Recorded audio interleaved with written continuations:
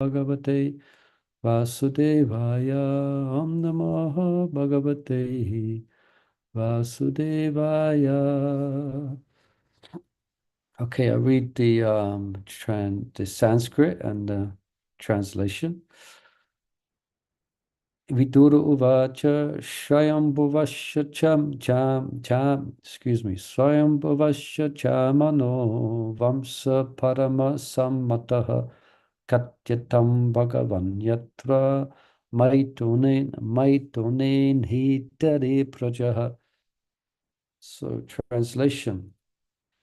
Vidura said, the line of Swayambhuva Manu was most esteemed, O worshipful sage.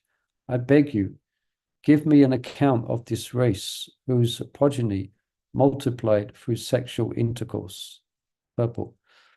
Regulated sex life to generate good population is worth accepting. Actually, Vidura was not interested in hearing the history of persons who merely engaged in sex life, but he was interested in the progeny,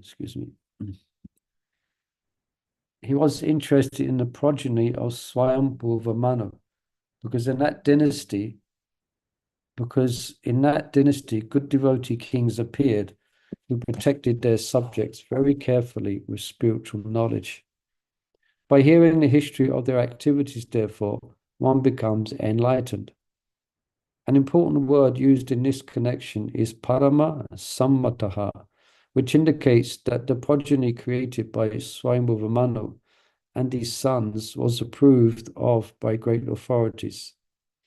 In other words, sex life for creating exemplary population is acceptable to all sages and authorities of Vedic scripture.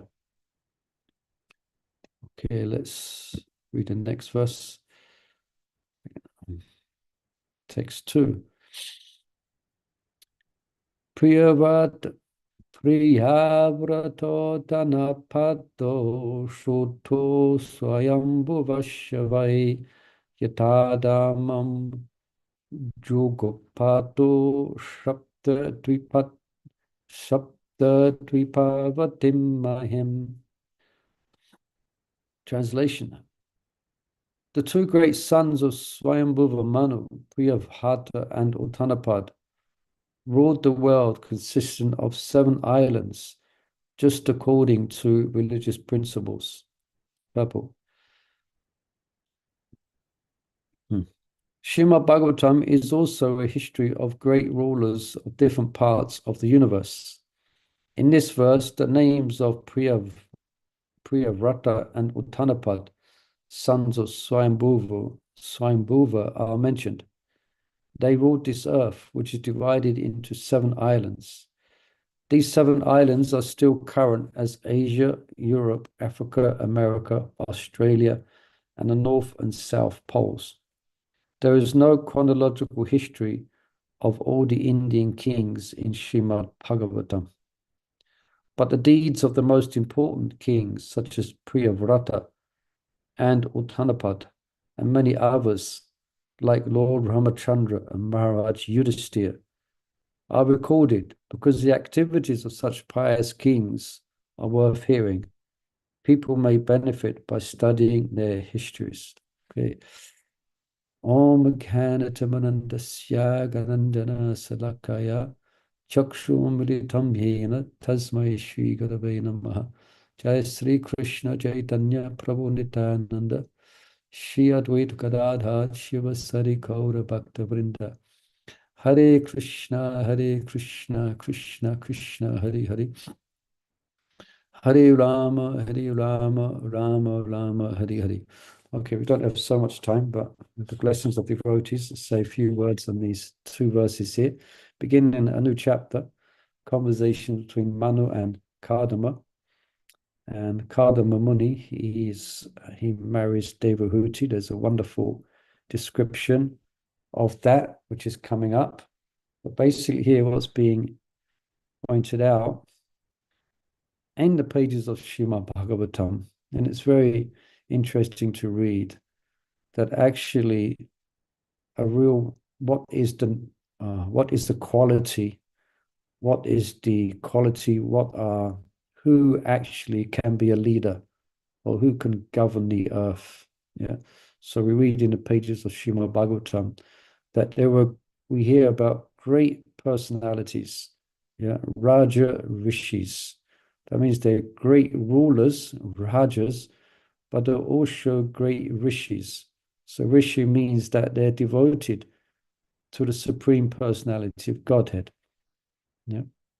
And because of that, because they are great devotees, all these great leaders, as we hear from Srimad Bhagavatam, Maharaj Yudhisthira we hear of, and many others, and Lord Ram himself, and even also Priyavata we will hear about.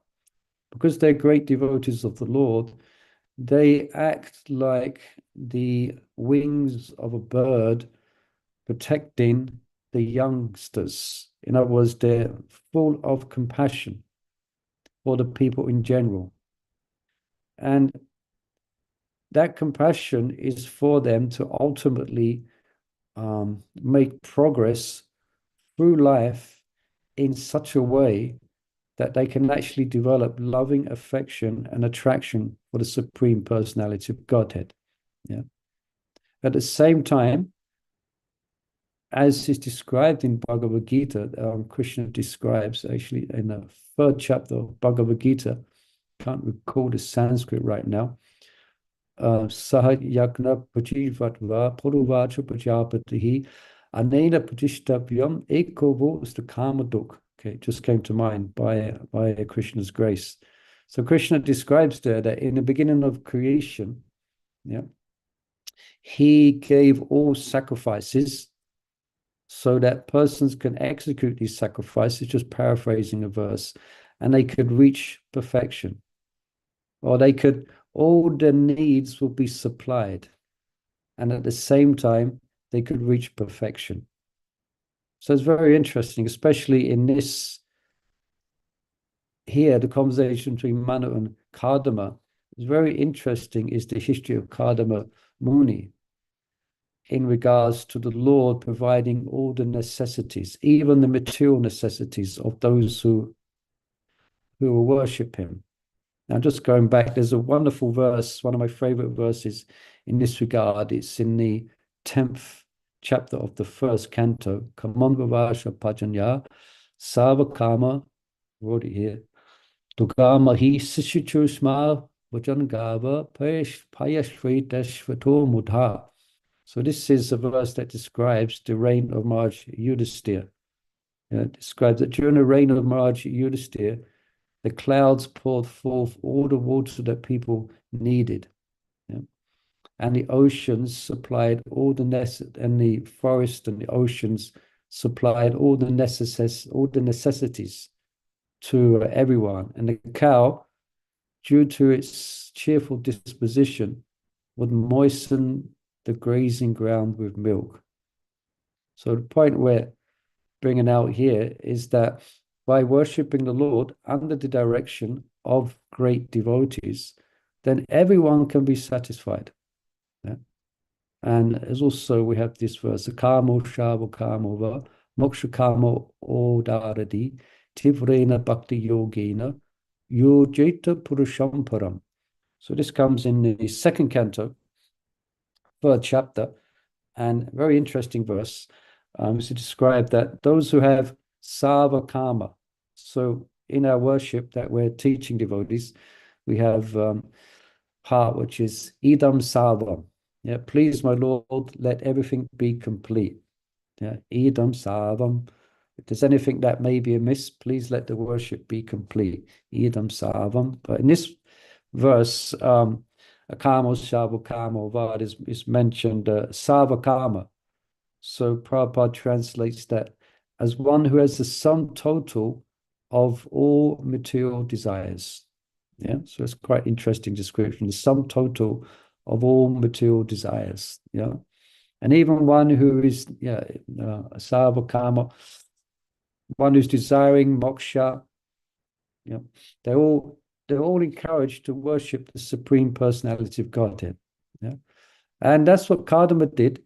He was worshipping the Lord, not as a pure devotee.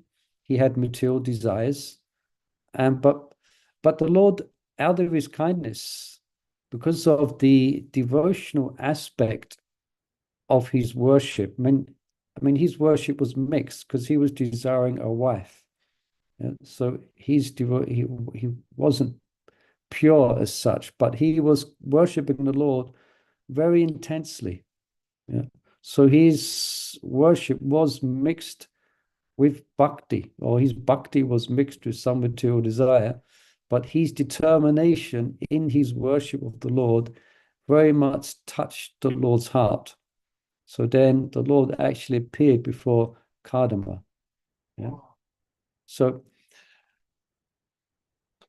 basically, so the Lord appeared before Kadama Muni. So what we're kind of bringing out here is that great devotees, or by worshiping the Lord, and especially if the leaders are great devotees and their character exemplifies that, then there will be no want for anything in the material world. Everything will be supplied.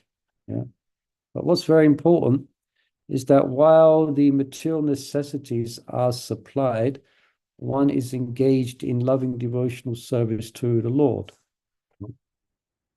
Otherwise, without that, or generally that's what happens, persons when one is materially prosperous, the tendency is to not worship the Lord, is to get completely enamored in material acquisition. Yeah. And then that will then cause mayhem. That will people may be they may have externally, they may have material facility, but they will not be happy. They will not be content. And that's what the leaders, that's what Maharaj Yudhisthira in this verse, Kamambhavasha Pajanya Savakama Dogama He was very concerned, and that the people in general would advance in their loving affection towards Krishna. Yeah. And Krishna himself takes it very seriously. And as often does in the material world, especially in the age of Kali, then we see that in the material world that things do degrade. So we have leaders that are not God conscious, and so they will naturally lead the people in the same direction. So then Krishna comes whenever there is a decline in religious principles, as described in Bhagavad Gita, and the rise of irreligion, then the Lord comes. Yeah, then he comes. Yada yada hi dhamasya glani bhavati bharata abhuta namadhamasya tadatmadam shri jamayaham. Then he actually comes to establish religious principles. Yeah.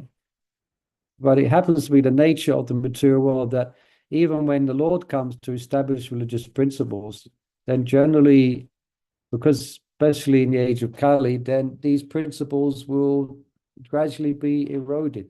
So the Lord has to come again and again and again. It's just like water. It always finds its lowest point. Yeah. So even if the Lord comes to establish Dharma, then by the very nature of this material world, generally things will degrade. Yeah. But then the Lord will come. And especially he has come in this age as well. It's described that the Lord comes when there is a decline in the religious principles. So I think we can probably agree that there definitely seems to be a decline in religious principles. So we might ask the question, okay, so where is Krishna? But Krishna is here. Krishna is fully manifest.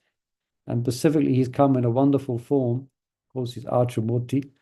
He's come, but specifically, he's come in the form of the holy name. Yeah. So he's come to give shelter to his devotees. Yeah. Also, we are being led by, generally, in most places, in most countries, we are being led by persons who are not God conscious. Yeah.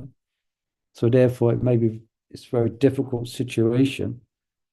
But the Lord is here, and he's there in the form of his holy name, and we just have to take shelter of Krishna. Yeah. And we will feel the protection. We will feel Krishna's protection. Yeah. Just the same as even same when Indra, when he sent the rains on Govardhan Hill, as we know that wonderful pastime, Krishna lifting Govardhan Hill. Yeah. Then all the residents in their distress and in their loving affection for Krishna, they was calling out for Krishna. Yeah. And then Krishna lifted Govardhan Hill, and they all came and sought shelter under Govardhan Hill. Yeah. So we, in this present age, we are in the age of Kali, the leaders are not qualified like the leaders we hear about in the Srimad Bhagavatam. Yeah. But we can obtain shelter in the same way that all the residents of Vrindavan, they obtain shelter, by Krishna lifting Govardhan Hill. So you could say that the Govardhan Hill, you could say it's our international society for Krishna consciousness. Yeah. We can actually get shelter under this great benediction of our international of our ISKCON society. Yeah. This is so any questions or comments on this? I know we haven't got Hare Krishna. Let's see how many with us. 12 devotees. Any questions or comments about these points? You can all hear me. Someone could just unmute and say Hare Krishna. Hare Krishna, Prabhuji. Please accept my humble obeisances. All goes to Right. Srila Prabhu. Hare Krishna. We can hear you, Prabhuji. A wonderful class. Thank you so much, Prabhuji. Right, no problem. So I didn't get much time to prepare. I just a couple of minutes before. But the main point is trying to stress is that if we look in the pages of Srimad Bhagavatam, then the Lord actually empowers leaders. He empowers God-conscious leaders because the Lord is very compassionate. So it's very important for the Lord that there's a God-conscious leader who's leading people in the right direction. Yeah. Hare Krishna. Something in the chat here. Okay, so we'll stop there for today, and Hare Krishna. Wish you all the best. Srila Prabhupada ki jai. Gaura Premanandi Haribo. Hare Krishna.